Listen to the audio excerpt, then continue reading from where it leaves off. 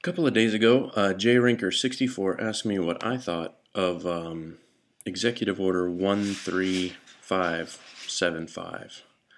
Um, kind of a, hang on a second. Kitty's making a tinfoil hat. Leave that alone.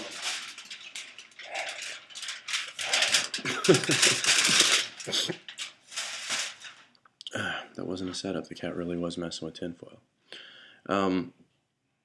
Where was I? Oh, you may have noticed shall not be infringed in Landshark 22 and the famous prepper whose name shall not be mentioned in videos, and then speaking of shall not be infringed unless I mentioned him already.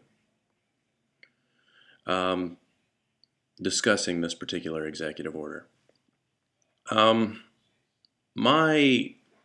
particular take on it, it reminded me of something that Roller Podger said a while ago about how there are 1,000 laws and 1,000 books that when it comes down to it, if the authorities want, they're like, you know what? That 1 ounce of pot that was in his pocket, that I thought was in his pocket, was in his pocket. Oh, what do we have here? We have a knife with a 3-inch blade. Well, so many things have been written down to authorize one man's authority over another. And women too.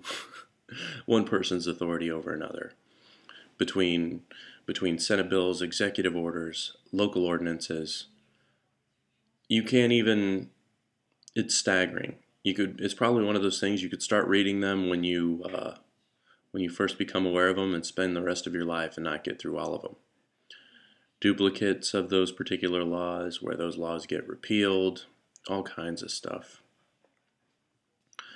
Do I think that this executive order is a push to go along with the United Nations Agenda 21? It really does look like it. And it's one of those things that on the surface it seems like such a grand idea.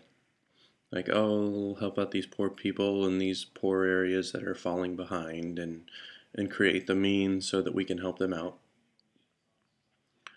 But that's never the end result, you know? The end result is all of a sudden somebody else interferes with another person's destiny or with another person's life. And the only reason, me personally, that I believe that a person needs to have their destiny or life messed with is when they're messing with somebody else's destiny or life. So, that particular order is just one more thing. It doesn't make any of our current leaders any more the Antichrist than any other leaders have been in the past.